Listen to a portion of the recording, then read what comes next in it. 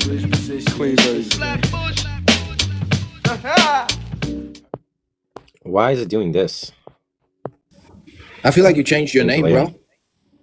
This is a different account. How you doing, man? You good? Yeah. Listen, how long have you been doing this? Like, just an honest question, you know? How long have you been doing these debates? On TikTok, in general, I think almost 3 years. Yeah, in general. So like in the public spaces and stuff like that as well? Yeah, I've been debating in public spaces for 2 years, going on 3, I think. I see. So you've had many attempts at people presenting you with evidence. You just haven't found any of the evidence to be compelling. Is that correct? Yeah, I don't think there's any good evidence for theism. Yeah. That's why the background says that. So by what metric are we weighing this evidence? Should I just ask? You're asking how do we calculate the probability or something, or why? How do we determine make a judgment that it's unlikely? Yeah, how do we determine the validity of an argument? Let's say the soundness of an argument. By which metric are we weighing it? You know, are we using our own understanding to weigh it? Are we appealing to the scientific method to weigh it? Are we using logic, reason, philosophy, history to weigh the evidence? Eyewitness accounts, whatever you want to call it. I'm just asking which metric are we using to determine the validity of the evidence that is presented? I don't even know how to answer your question. It's a good question, though, isn't it? I actually really don't understand what it's asking. That's why I don't understand how to answer. Well, maybe you haven't given it enough thought, but that's okay. I'm just saying that in order to understand... I don't understand what you're asking. So. Oh, yeah. I'm saying that in order for me to present evidence to you, I'm going to need to know that your reasoning capabilities are working correctly. And how do we demonstrate that? You need to appeal to some kind of an objective standard to measure the evidence that I'm presenting you with. You don't just get to say, nah, that's not any evidence, or that's not persuasive. I'm saying not persuasive according to who? And according to what standard? Well, I don't know what you mean by standard. If you're asking when I make claims like that's not good evidence, like in virtue of what am I warranted in making that claim, I would just offer you the justification. If you're asking how would I justify that, if I said something's not good evidence, I can show you it's not good evidence in a number of ways. For one, if I use like a Bayesian epistemology to calculate probabilities and evidences, I can show you how you can literally see how much the evidence is doing for the proposition in which it doesn't get you to a number that rationalizes the belief. I see. So let's take it in a different way. Like, look, imagine I had some belief that X existed, right? And X just represents anything. It's just like a variable, right? I could put a dog, I could put a unicorn. And imagine I thought the probabilities were like low. So it's like so low. It's like 0.000001, right? If you gave me something that was where do you get that number? Where do you get that number 0.0001? Where do you get that number? No, I just pulled it out of my ass. Okay. No, good. That's fair. The thing that I'm trying to say...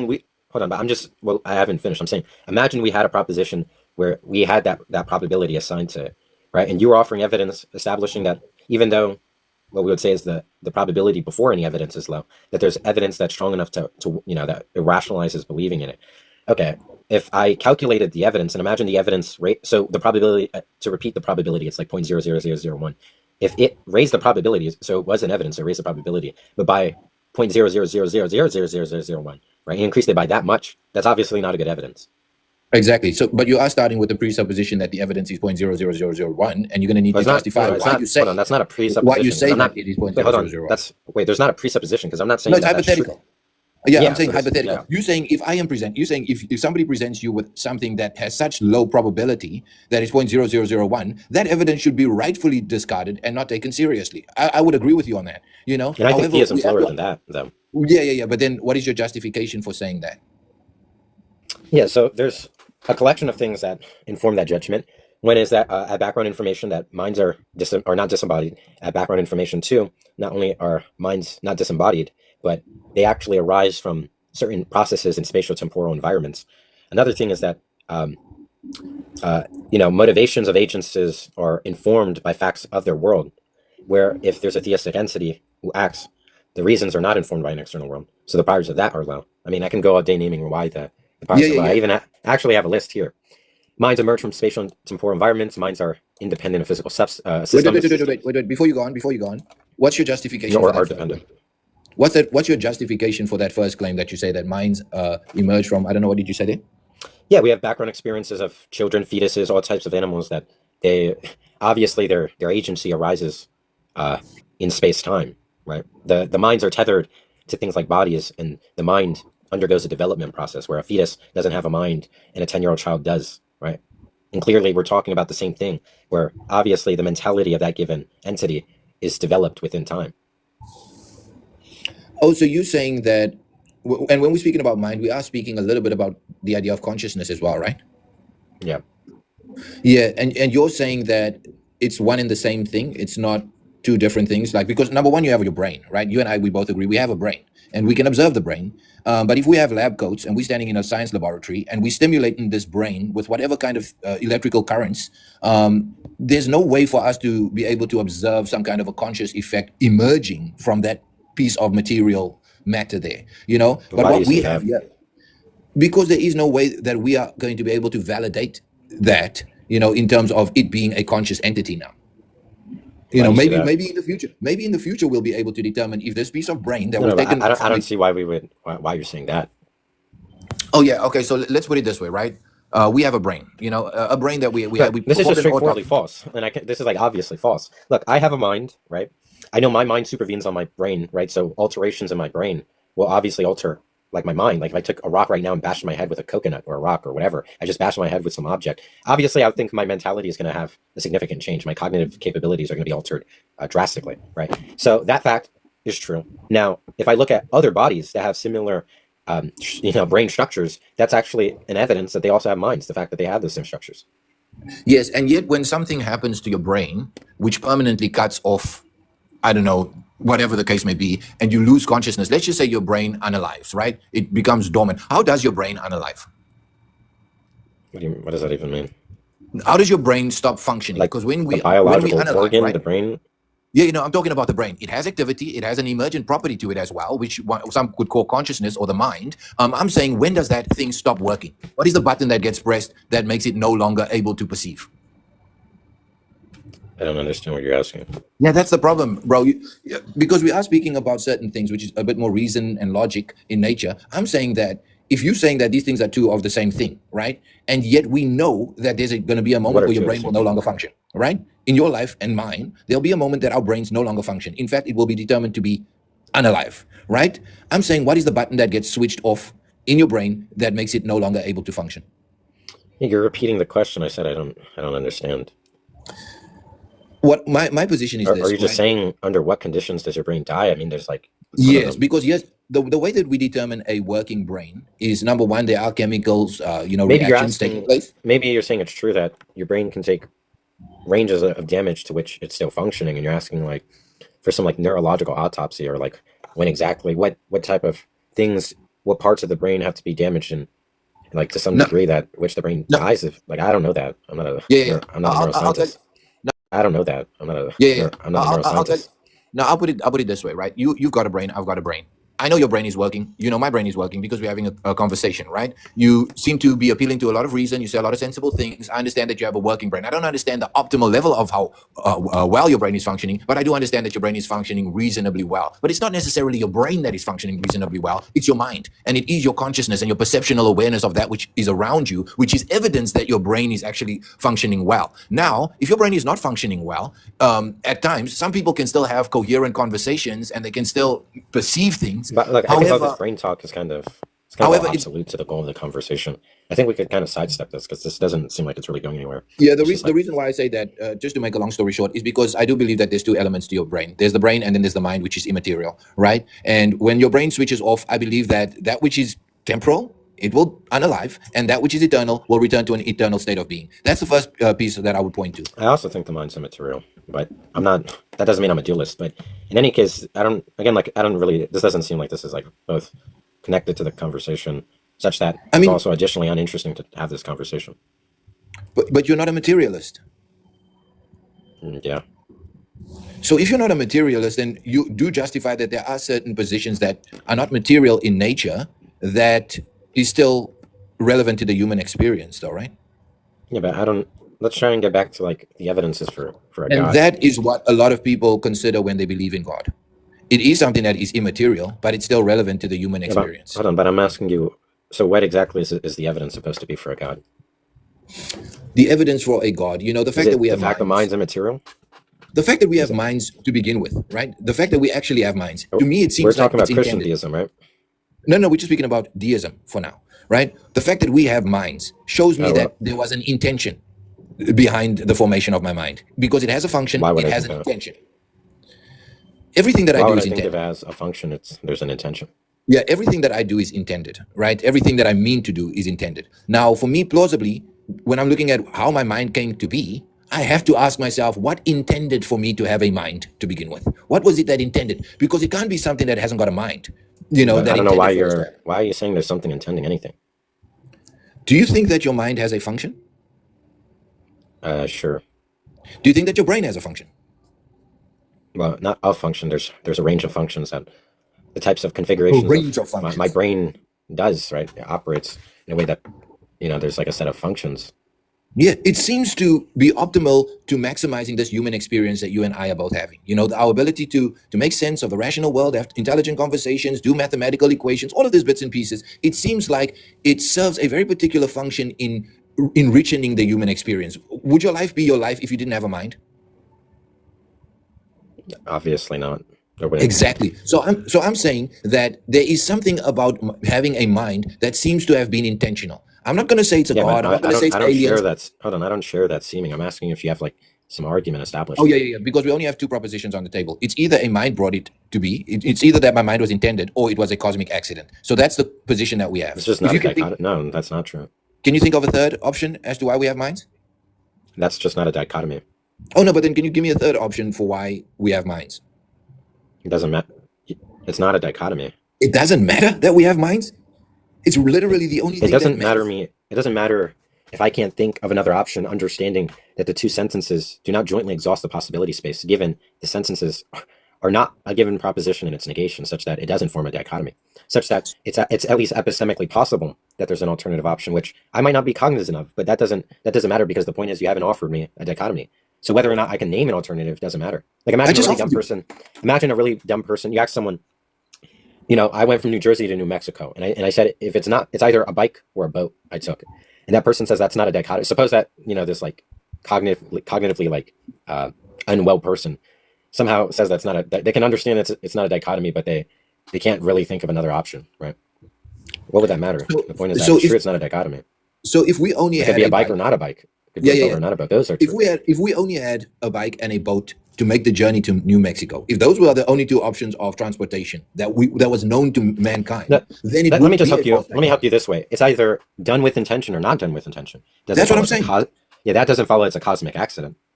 Oh, One is that if by accident you just mean unintentional, it might be true as the property of being unintentional, but it doesn't mean the explanation is cosmic, whatever that means. If what you mean by cosmic is like a naturalistic explanation, no, it doesn't follow that there's a naturalistic explanation. It could be a supernatural, non-intentional explanation. okay. So can I ask you this question? What's your position? Do you believe the mind was intended or it Well, wasn't look, intended? we don't even need to talk about my view about anything at the moment. What I'm trying to understand is what exact. Now, you said the evidence for a deist conception of a god is one where if there are minds, that's evidence for that being, and you kind of pivoted a No, bit. What I want to now understand is how's that an evidence for just a deistic being? yeah. It's not just minds. It's the entire show. My view is that the universe as we know it was intended. It was Right, but what, intended. what what I'm asking is the question of why is a mind existing in evidence there's a god, and because how? this mind If you can because offer this that mind analysis. is spaceless, it's timeless, and it's immaterial, and that is what many people would describe as god when they believe in god, right? You're, So it supports the notion that there is a mind, a first mind that brought about the entire show, and that first mind a lot of people you're would call baking in god. way. You're not. No, none of that. You're talking about everything having a unified explanation, and the unified explanation being like the first thing in the series of like causal events. Like there's a causal unified origin or something like that. None of that. None of that was. There's no inference from anything you've said in the past to this. But none of this is answering my question in any way. Anyways, right? What I'm asking you is it's just merely like a probabilistic question. Why would I think that if there was this deistic conception of a god, why would I think that the fact minds exist are more likely on the hypothesis that's true than not? Because mind comes from mind doesn't come from matter. Minds don't come from minds. Or sorry, minds don't come from matter. Yeah, but that doesn't tell me anything. Like I'm granting you that minds are immaterial, right? And I'm saying why that. Well, actually, I didn't even grant you that, but I can grant you that, right? You're saying minds are immaterial. Okay, they don't have a material explanation, but why? I'm asking you, telling me I'm that you asking can't what was explain the it. first mind that brought about all the other minds. No, but that's just a loaded question. Why would I think there's a first mind? And why would I think the first mind brings about Because you other just minds? admitted that mind doesn't come from matter. You just Yeah, admitted it. but that doesn't follow to those two statements. That If it doesn't minds come that from any matter, then it comes from mind, right? no. What do you mean no? I mean, again, this is just like you not understanding how to exhaust the possibility space. Look, it either comes from a mind or not a mind. Matter isn't matter doesn't exhaust non-mind. Non-mind can be supernatural, so it can be immaterial. It can be you can imagine that some metaphysicians have very queer conceptual schemes and they think there's different substances, or you can even be something like a dialetheist. Well, I don't want to get into that wormhole, but in any case, yeah, it doesn't follow that if it's not a mind that it's composed. First, a mind doesn't even commit you to any substance, right? So I don't know what you're talking A about. mind has intention. Yeah, a mind has Even then, intentionality.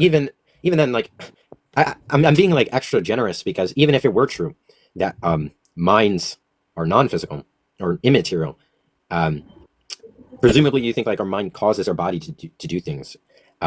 And I don't have a notion of causation where immaterial things stand in causal relation to material things, but if you're using a concept like that, what I can do is I can kind of charitably suppose I share that metaphysical device, some type of view of causation of the such, and then what becomes unclear is if there is um, some type of permissibility, metaphysically speaking, for material things to stand in causal relations. It's actually unclear why I would think that if something's material, that it couldn't cause an immaterial thing like a mind. So it actually does allow for the opportunity for minds to arise materialistically, right? But I, again, I'm not going to like walk that back, right? I'm fine with granting you that anyways, because or remaining consistent with that grant, because I don't think you're getting any closer to theism. So look, I'll tell you it's why. mind or not mind. The material is not mind, right? Granted, the mind's immaterial. Okay, so it must be an immaterial explanation. Okay, but that doesn't tell me why the explanation for minds or a mind is another mind. I'll tell you why. Because the mind that I have and the mind that you have share similar characteristics. It's not the same. It doesn't think the same thoughts, but it has similar characteristics, fundamental Well, that's characteristics. why It it's can perceive. It can perceive. trivially. That's why they're both minds without equivocating. Yeah. You know what I mean? So we have got these similarities. It's not the same minds. Your mind is not my mind. However, we do have these fundamental intrinsic characteristics of what makes up a mind. I'm saying that first cause has got to share in those same characteristics. The same No, characteristics again, that I'm not everybody else granting who you has there's a a mind first has. cause. I'm not granting you Because, there's a first cause. because our minds have to emerge from someplace, right? No, So where does our minds come from? I don't. Well, my view is that if you're asking about my view, that's going to be talking about a view where minds are not immaterial. You're saying that our minds are not immaterial? Yeah, well, that's my view, right? But that Well, doesn't that's all matter I've for. been. That's really all I've been asking you, Justice. I've really just No, been but asking you I'm what granting do you you. think? Look, what I'm just giving you is your toys to play with and see how your toys build the house, right? So then when you go about like, wait, but your hammer is not rubber. Well, it doesn't. It doesn't matter. I'm saying, suppose we use your tools, right? Just how do we build a house? And sure, there might be different conclusions given different tools, or there might just be fundamental dissimilarity given our different type of conceptual tools. Where my kind of view on the mind is just like drastically different than yours. We're talking about how your views, how the type of propositions you affirm, how there's good inferential support from those propositions to theism. So we don't need to talk Yeah, about anything about me. Yeah, yeah. we don't need to analyze my views at all. No, absolutely. And I understand that. We are having a conversation and it's important that we try and gauge one another and the positions that we come from. However, when I do hold to a deistic belief of the world, the evidence for that is, for me, that is persuasive in the best way that I can possibly reason, is the fact that we have minds and that minds emerged from somewhere. I don't want to call it God. I don't want to call it anything else. But it seems to me that this place where Okay. it emerged from has to share in the same characteristics that all of our other Yeah. minds Look, share maybe in. this will actually help progress the conversation. Are you familiar with what like abductive reasoning is? Explain that to me. Have you heard the phrase inference to the best explanation? Yes, I have. Yes. Yeah, so what I was taking you to be saying this whole time is something more akin to, I don't know if you know what this is, but Bayesianism, or a type of way of reasoning with epistemic probabilities, or just basically reasoning probabilistically. But maybe you're not doing that, right? Because what I was asking was a question of how the fact minds exist, given their immaterial, raises the probability there's a God. But maybe you're not reasoning in that evidential fashion, and you're just saying the hypothesis there's a God like this is the best explanation. Which one? Maybe you're just talking about. Well, we can get into that in a moment. Yeah, I don't. Is I that don't what want you're to say. doing? Yeah, I don't want to say there's a God like this. I want to say that there's a cause like this, for starters, right? There's a cause Well, like this. the cause is some entity that has the properties, or the Yeah. properties satisfy Yes, being God. I understand it's a scary word. I'm just saying that there's a cause. That it That seems seems to scary maybe me. for you. No, I don't know. I know you are. But you changed it from God to cause. Right? No. But I want Like to you're even pull it back further. tiptoeing. I want to pull it back even further. So it seems to me that there is a cause, whatever that cause may be, the aliens, the mothership, whatever it might be. But that cause must share in the same characteristics as what our minds share in. Remember, I told you that we have general similarities in the way that our minds operate. Obviously, we think different thoughts, but those Yeah, well, look, generalities, that first cause has to share in that in okay, order for I us to get. emerge. Yeah, I'll just give you this additional toy, if you will. And of course, I'm being satirical. Don't take it too offensively. I just give you the toy that that minds have a cause. Each mind has a cause, at least. I'm not granting there's a unified cause origin, but okay. So minds have a cause. Minds are immaterial. You're saying that not only must they all originate from one unified thing, but before even establishing that they're from a unified thing, you're saying that minds must come from at least one other mind. And I don't see why I'd accept that. Where it has to be something akin to the types of properties that our minds have. I don't see why I think that. I'll tell you why. Because the one thing that our minds do have that we share in that is objective, it really is objective, is that our minds share in the trait of intentionality. Would you agree? Hmm. Well, yeah. I mean, let's just say we agree. Yeah. So if our minds share in this common trait, objectively speaking, obviously if your brain is damaged, maybe then you're going to have a problem. But in general, as a standard, your mind has this intentionality about it. I'm saying that that which birthed all minds had an intentionality. Now, you can't have Yeah, I intentionality don't think without there's a having a mind. yeah, I don't think there's like a some unified progenitor to like minds, or that there's like one unified causal origin. That's why I don't see reason to believe that. But what I don't even have reason to think is that if minds have a cause, that the cause is another mind. Now, if that's true, then you can establish that actually the mind that causes each mind is not uh they're not different minds. There's just one mind. Before we get to there being just one mind, I don't see any reason to think that if minds have causes, that there's the cause is another mind. I see. No. What I'm saying is minds have intentionality. And that which intended the mind intended it for it to be that way. Yeah, You I'm know, saying I don't see reason to think that there's something external to a given mind that intends for a given mind to be that way, and then produces those types of intentions. It realizes those intentions. yeah, the only reason why I have a problem, and I'll wrap it up with this one, is because we do share in this common traits of our minds, right? And it seems to be built into our system, our human experience. There's these common things that unify us, common traits about the way that our minds work. It has intentionality behind it. Now, why do we have intentionality? Why do minds have intentionality? Yeah, but this is going to something like that's not Because really that which relevant. birthed all minds intended for it to be that way. It gave us intentionality because it itself had intentionality. Yeah, but that's exactly what I'm trying to understand the reasons behind. The reasons behind in which way are we talking about you? Yeah, the reasons behind thinking that if there's a mind, that mind, the way the facts of that mind, or the way the mind is. Let's just loosely use the word the way the mind's configured. That the way the mind is configured is not only intended by another mind to be that way, but is realized somehow by that other mind's intentions. I don't see why I think that. Yeah, our minds are a reflection of the first mind, which intended for us No, but to now you're just for repeating it your to view, and operate, in that way. No, this is just a logical. This is just my logical assumptions, right? It's just an argument that I'm using. I'm not saying no, but bold fact, no, scientific fact. but those aren't reasons, because those are just I'm refuting saying your conclusion that there's. inference to the best explanation for the mind. Oh well, I don't That's I what we're don't see why talking the best about. explanation for a mind is another mind. Then what's your explanation for it? I don't need an explanation. Okay, then that's as far as the conversation goes for now. But listen, thanks for having me up, man. It's always a pleasure speaking to you. Monkey Boy it used to be, right?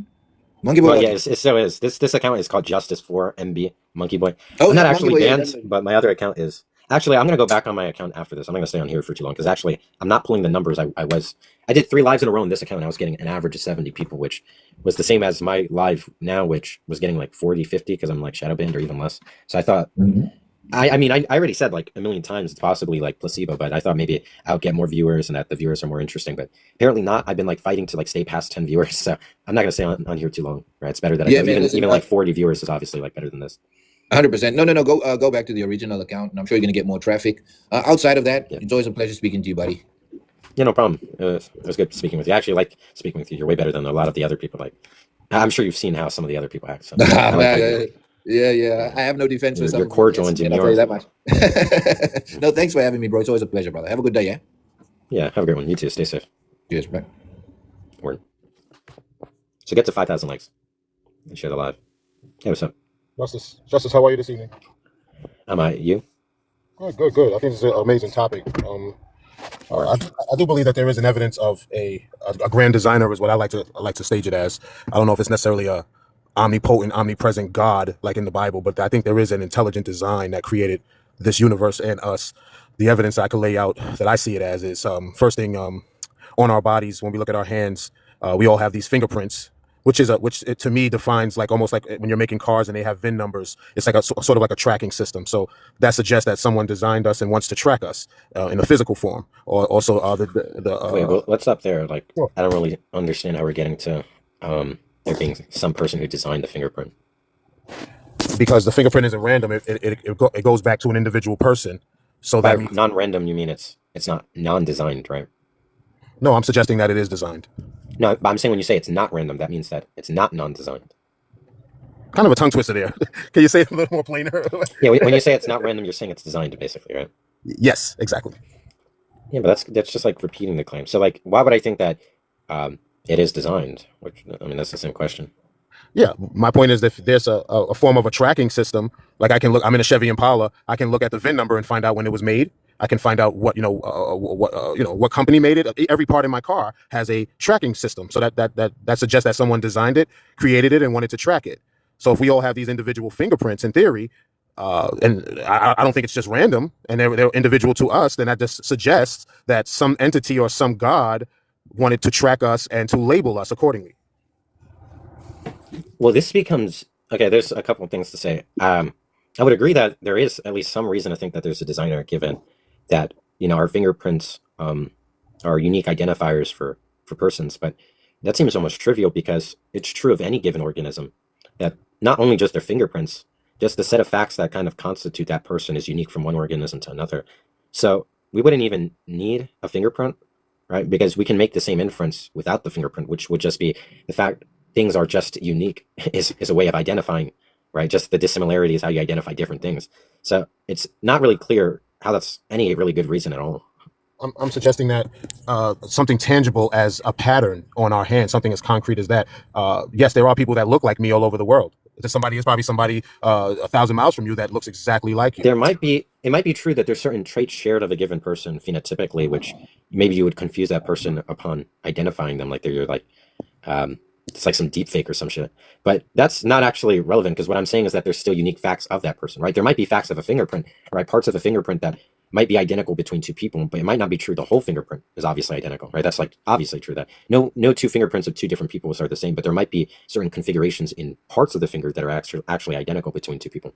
And that's kind of the point. You're just saying that there might be facts about whatever that is almost identical to another person, but there's still facts that are obviously different. In fact, there might not. It doesn't even have to be visual facts, right? There's like facts like you have different psychology, or even just you're just in a different spatial location, right? Those are obviously like identifiers.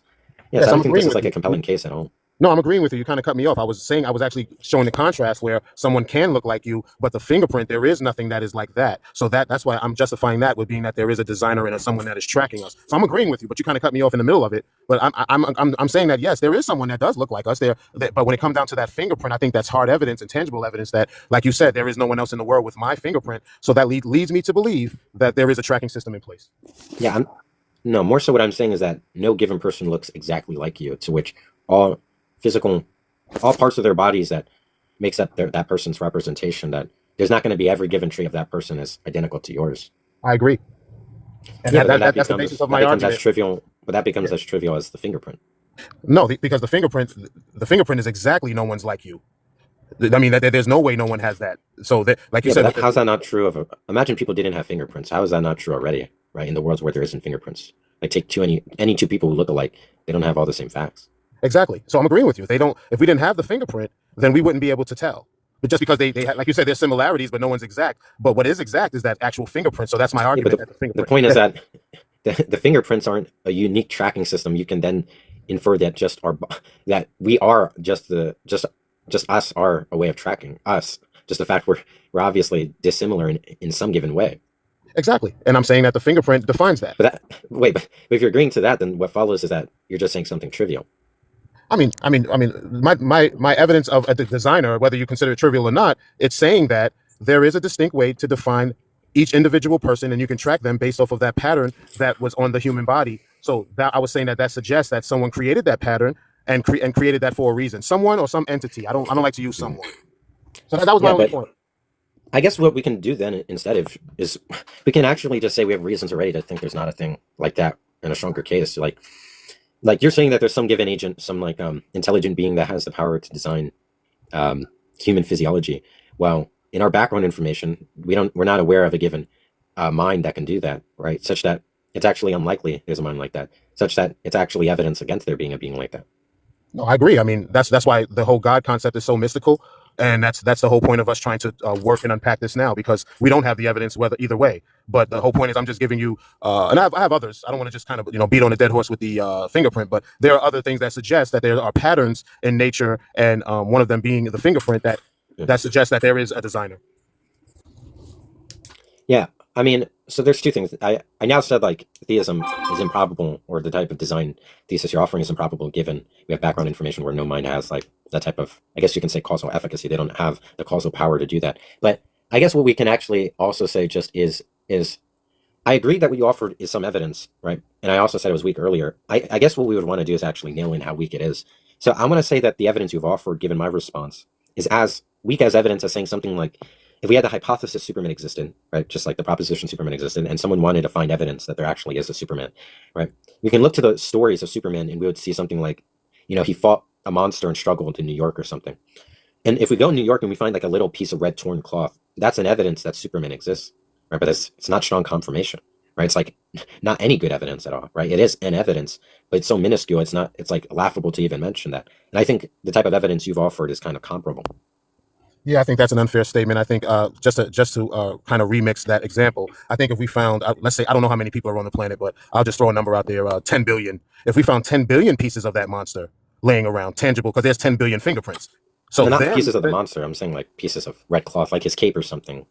Sure. I mean, if we found 10 billion pieces of something to suggest whatever you're suggesting, the cloth, the monster, that Superman existed, then we'd have to take it a little more serious. So what I'm saying is there are, and I'm just saying a number, I don't want to get into semantics about how many people are on the planet, but 10 billion people with specific fingerprints, then I think it's a little more concrete. I think you're kind of minimizing it with your example. But I'm saying everyone on the planet has this same exact thing, which is a fingerprint that distinguishes them to be their own person. And to me, that would suggest that someone created, designed it, and used it as a form of tracking. Yeah, I think there might be a little confusion. The evidence you've offered is the fact that fingerprints are unique identifiers. So the number of fingerprints don't actually influence the probability of that proposition. No. Yeah, well, no, I disagree. I think the numbers do. I think if it's a totality, if it was only maybe 70% of people had fingerprints, then I would say that you had an argument. But if it's a totality, everyone, well, yeah, from what I know of, everyone is born with a fingerprint. So then once something is a totality, then you have to take it a little more serious. So just so we're consistent, if imagine a world where there's just like one less person on the world, or even one person who, maybe lacks fingerprints or something, you would think that that's evidence against the designer, just the world in which there's like one less person than there is now, or one world in which, let's say there's three worlds. So there's actually two different worlds, a world where there's one less person than in the actual world, so the world we live in, and another world, the third world being a world where one person, let's just say, even lacks a fingerprint on like his pinky. Would you say that those two worlds are both evidences against the designer? Like it's less likely there's a designer in those two worlds than in this world? That's a tough answer. I mean, I kind of want to stick. I don't really want to get into semantics. I just want to go into what we know what reality is. I guess this isn't a semantic question.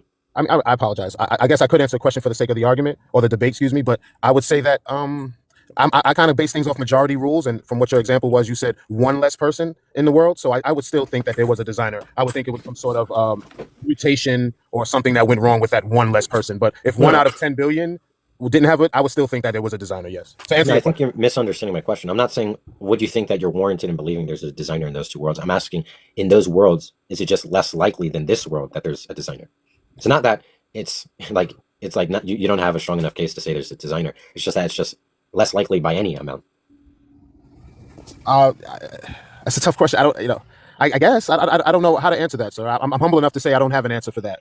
Because you're putting scenarios of different worlds and dimensions, and I'm kind of focusing on what's in front of us. So I really don't want to kind of get off track. Well, I'm basically, I think it's on track. It's actually a type of, it's a type of, I guess you can say, consistency checker, right, or something like that. Where if you're familiar with like tenets of probability, there's just like a trivial distribution between a proposition and the negation or the opposite of that proposition. Where if some given thing is evidence for a proposition like P, then that's actually also evidence inversely against not P, right? I agree. Here's like a basic example. If I go outside and I slept in all day, so I didn't check the forecast or whatever, and I saw that the floor is wet, right? That's an evidence it rained, right? Like 5 minutes ago. Now, if I happened in another world to do the same things, and when I go outside, the floor is not wet, that's actually an evidence it didn't rain 5 minutes ago. Yeah, I think the probability stance you're taking is not relative to this conversation because this is a totality thing. Everyone has in this scenario. Shit. Everyone. Our Dawkins joined and he left instantly. Fuck. Sorry, continue. Yeah, so I think once we start leaning and moving the goalposts with I was gonna invite probability. that. Sorry. Yeah, once we start kind of moving the goalposts with probability talk, this is not a probability conversation. Everyone on the planet has a fingerprint, sir. So I mean, I don't know why we're even going into a probability discussion. Well, evidential reasoning is talking about probability. So when you say like fingerprints are evidence for God, but in this equation, it doesn't. Yeah, but in this equation though, it doesn't. It's not relative. This equation, it's 100% of people have it. So I mean, in most equations, we could use that theory, but in this equation, I don't think it's relative to the conversation, sir. And that's respectful. Yeah. I don't think it's relative. Well, we're not actually talking about like how many people there are. At least for the last thing I was doing was checking your consistency in kind of assigning probabilities, right? Or updating probabilities. That's all I was doing. I got it. Now you did admit, that is relative. You did openly admit that, because we're kind of getting off track. You did openly admit that it was a form of evidence, but it's weak evidence. So you are conceding to that I did give you a legitimate form of evidence, and you will agree that it's reasonable what I just said. No, I don't think it's believable. It's reasonable to believe in a designer. Again, I said it's like as reasonable as thinking that Superman exists because you just found like a little piece of torn red cloth on the floor. I got it. It's like it's not good confirmation. I got it. Okay, let's talk about DNA. Let's talk about genetic code, and let's talk about the pattern. Because the basis of my arguments are patterns in nature, and one of the patterns would be the fingerprint, and then the next pattern would be your DNA and genetic code. That also suggests that there is a designer or that there is a tracker in place with all humans. Can you address that form of evidence that I'm bringing to the table? Yeah, it seems like potentially the objections are mirrored. It seems like you're saying the exact same thing and just swapping the datum, but saying like it's the exact reasoning. Absolutely, yeah, so that's exactly what I'm doing. Yeah, but that means I don't even need to produce like a novel response here. Yeah, I'm giving you multiple examples of patterns. All of my evidence is based off of patterns, and like you use the word consistency, there's a form of consistency in life that we can highlight. So they're all going to be similar, but they're going to be different examples, and I just would like for you to address those. Yeah, I mean, look, I actually don't even think this. I don't even think like what you're saying. I think it's doing less than this. That basically now you're saying you're finding two little pieces of red cloth, but at best that's what that at best amounts to. You're good. Yeah, you're putting up a heavy wall, and I'm giving you some solid stuff to work with here, sir. Solid. This is solid stuff. I mean, can you give me an explanation to why these patterns exist, and if things would be considered random without a God? Because suggesting there's no God is suggesting that there's a form of randomness and chaos in life. So actually, that's actually not true. So then, without a God, there's views I might not think are coherent, but you can have. You can be like you can think that you can have an externalist view about intention or purposes or things like that as incoherent as some metaphysics is a joke, but it's like a complete. What I'm saying is basically you can have views like they're not random and they're the types of processes or actions or things that unfold. That those are goal oriented or those are intended, where the property of the intention is in some way divorced. Why am I doing this? Never mind. What I could say is that. If by random you're just saying it's not intentional, and to be intentional requires the mind, then you're not saying anything interesting. Right? That's like quite literally not like an objection. So you're saying that you're kind of giving me a little word salad here, sir. So you're saying that intent does not. There's no source of intent. Is that what you're suggesting? I'm saying that you're saying that if there's not intention, then it leads to randomness, and you're parching that out as if that's some type of critique. But what I'm saying is, if by randomness we mean non-intentional, then all you're saying is that if it's not intentional, it's not intentional. Quite literally, what it translates to. And you're just saying something like a truism, right? That's not any informative reason to think that the view that it's not intentional is any less likely, any less plausible than the intentional type of account. I don't understand a word you just said, sir. And I'm a pretty intelligent guy, but I think that explanation, you kind of spun me around the mulberry bush on that. What I'm asking, and I'll try it again. What I'm saying is, if there is no source of the intent, the source being the designer or the God, then how were these intentional patterns created? That's the question I'm asking you. Yeah, I'm saying that you can have the view the patterns are not intended. Right, but I'm asking your opinion. I'm asking your opinion on the actual patterns. What do you think they came from? How did they happen? I mean, because you're making a claim that there's no God. Can you give me a counterclaim? Yeah, can you give me a counterclaim? Then how did life create? I mean, I just like to hear where you come from on it, because I did. Wait, but there's a confusion, right? There's a difference between me offering an explanation for a fact and me not believing that explanation, and offering reasons to think I don't believe in that explanation, from me offering some type of contrasted type of causal story for that thing, right? Okay. Now, I've explained, and I can go more into depth into why I think that theism, or that a God existing, that's false. But that doesn't put me in a position to offer an explanation for something. Like, imagine how like ludicrous that is. Imagine I'm with a friend in the desert, and we find like a piece of grilled cheese just randomly on the desert floor, and my friend says it's unicorns, and I say I don't think it's unicorns, right? I can justify why I don't think it's unicorns, but that doesn't mean I have to offer my own explanation. I can quite literally not be able to think of an explanation. I'm like, honestly, I can't think of anything. But that doesn't mean the unicorns one is good, and I can explain why it's not good. But that doesn't mean if I don't believe in unicorns, I'm like demanded to come up with some alternative explanation for why the grilled cheese is there. Yeah, so I don't need to offer an explanation for why there's patterns in DNA sequences. Right? I can explain away God with, objections to theism, but I don't need to offer a different explanation for the sequences. Okay, fair enough. Well, then, can you justify why my stance would be incorrect? Well, yeah, so I'm actually going to pull up a list, because I actually had to write this down. So this is kind of explaining why I think a God doesn't exist, right? Obviously, the type of justification or inference here is just that the probability of a God existing is so low, such that my belief is rationalized, right? So why is it that the proposition God exists is so unlikely? Okay, one is that we're aware that minds emerge from spatial temporal environments, right? Like fetuses, they develop sentience and mentality, right? Through their like development in space-time, in the universe, in the world. God is not a type of being that's mind is developed by anything, nor a mind that exists in space-time, or even if you have a view that exists in space-time.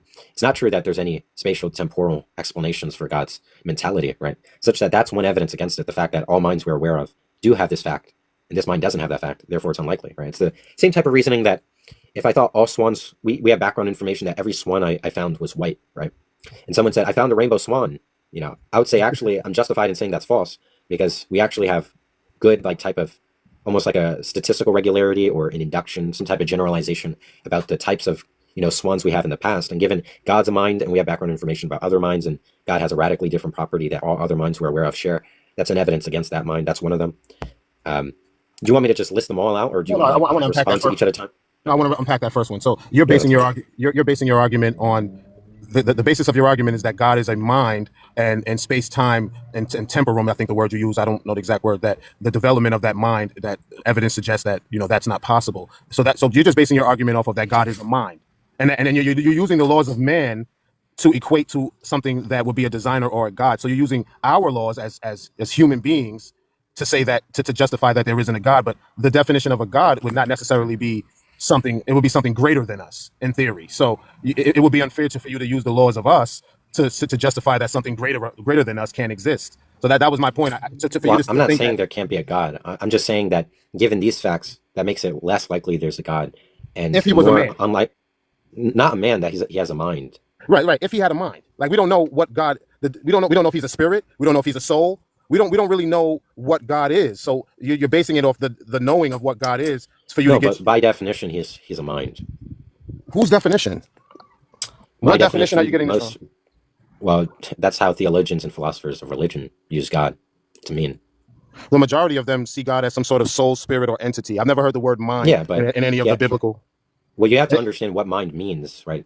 God has to have a mind. If you have mental faculties, you trivially have a mind. In order to have mental faculties, mental is literally in it, mental mind, right? So what are mental faculties? Knowledge is a mental faculty. Belief is a mental faculty. Desires, preferences, attitudes, any psychological state. So emotions. Well, God is a being that thinks, knows stuff, maybe believes stuff, desires stuff, has emotions, right? If you're like a Christian, you believe he has wrath. He's felt sad. He feels joy. He knows he's all-knowing. The Christians would say, the Muslims would say he's all-knowing. He believes that, these are obviously, if you believe in any of these things, then it's trivially true that God is a mind. Or I think at least your sense of God is the sense of God that I'm working with. Yeah, I think that to use the word mental, the first three letters is men. To have a mind, you need a mental. You would have a mental. So that would be again dropping God down into a man. So no, I'm not. That's not what's happening. So God being energy or emotion, energy in motion, emotion. Dogs have the same faculties that I described, and they're not men. Right. I'm just talking about a mind. I'm just saying that a mind is constituted by any of the given things I named. God has those properties, therefore God's a mind. Right. I don't think there's any evidence to suggest that God is a mind. God is more. I'm not into the Bible. No, what I mean by God, for the sake of the conversation, is a mind that has either the power to create the universe or has the power to basically control the fortunes of the world, like what things happen in the world, something like that. Yeah, I don't. That's not my definition of God. I told you I call it a grand designer. So it would be like, for example, I don't But think you said God is. intelligence, and intelligence requires a mind. Intelligence, to be intelligent, is to be able to like is to have the efficacy to apply knowledge, right? And again, to know something requires mentality, and to have mentality is to have a mind. Right, but when I use the word mind, it wouldn't be in this realm, like how you said in another world. So Well, the mind in the realm, that's fine. It might be true it's in a different realm, but the definition of mind doesn't comment on realms. It doesn't talk about realms. In order to have a mind, it's just to have the properties I named. And just the fact God is intelligent just means he has a mind no matter what realm he's in.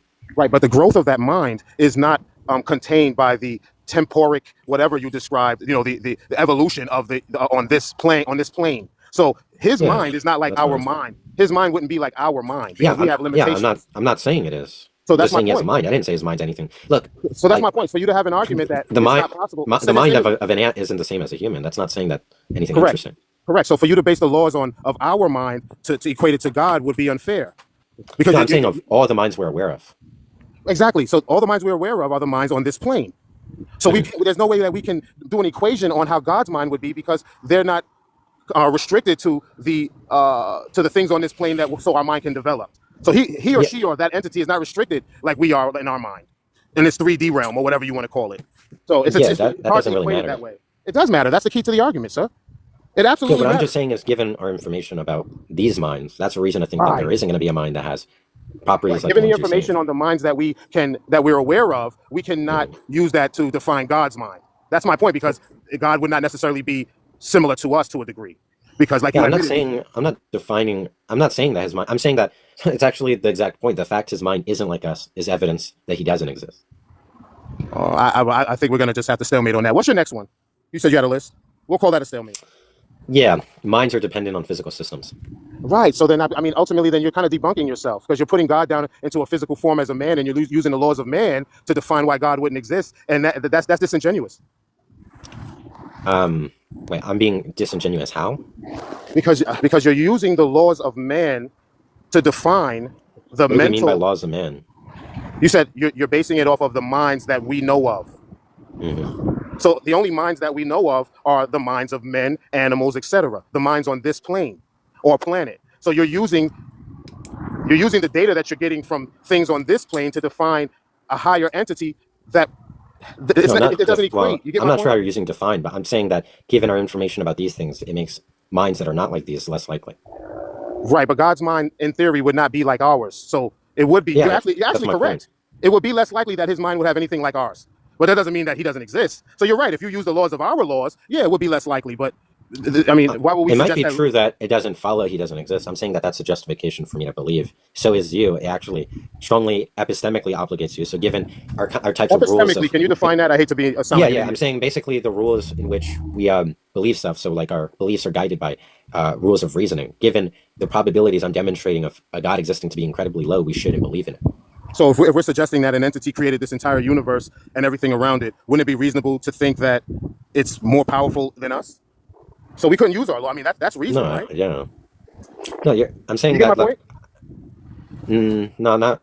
I understand what you're saying, but if you're saying that there's actually like force in the dialectic for what you're saying, what I'm not seeing is the force that you intend to kind of um, convey, I guess. But what I'm saying is that, look, just to go back in the same way, if someone said there's a rainbow swan, I'm justified in thinking that's false because the fact all other swans I'm aware of are white, right? Such that the probability of the rainbow swan is extremely low. I'm justified in thinking it doesn't exist. That's the same for God. Given all minds I'm aware of do not have these properties, right? Then I'm justified in thinking God doesn't exist. A swan is a animal or a bird that is on this plane and created on this plane. So Yeah, you're reading too much into the type of no, you're example. equating a swan to a god, sir. I'm not. Of course, we're going to think there's no rainbow swans. I'm I not. mean, I'm not saying anything about a swan no, is equivalent to God. no, I'm no, saying the no. inference structure. I'm saying that what I'm doing is the same structure of inference in the two cases. I'm not saying anything about the contents of the inferences are similar. I'm not saying that swans and gods are similar. I'm saying that the type of structure of the reasoning, where the reasoning offers motivation to think that there's not a God or not a rainbow goose or swan, is the same as why I would think there's not a God. I got you. I just think that the same laws, I mean, similar to water in one content can be liquid, and then water can be gas. And then water is also another form of gas, which is oxygen, which is the air we breathe. So I think if you break it down to more of an advanced or a lower level or a lower vibration, then the laws would change on how it would be. So I think that's when you use the swan thing. I think you're using the laws of water as the same as the laws of gas, but those are two different things. Same thing, but two different things and two different laws used. So I think you kind of look at it from that perspective. I got you. Well, maybe we can pick this up another time. It's Yeah, kind okay, of great talking to you. I love having these intellectual yeah. conversations. I love them. I don't want to say there's an impasse, but there's another guest, and we have been doing it for a while. And you can follow me and feel free, of course, to come back another time, and we can either pick it back up. Maybe not, because we might not exactly remember the exact nuances of this conversation, but we can always build it back up from the ground and go into further detail and whatever. I think next time I see you, I'll start with that list. So keep that list handy, and then that'll take us back in the right direction where we were. All right. Thanks for talking, man. Yeah, Have a good one. All right, Warren.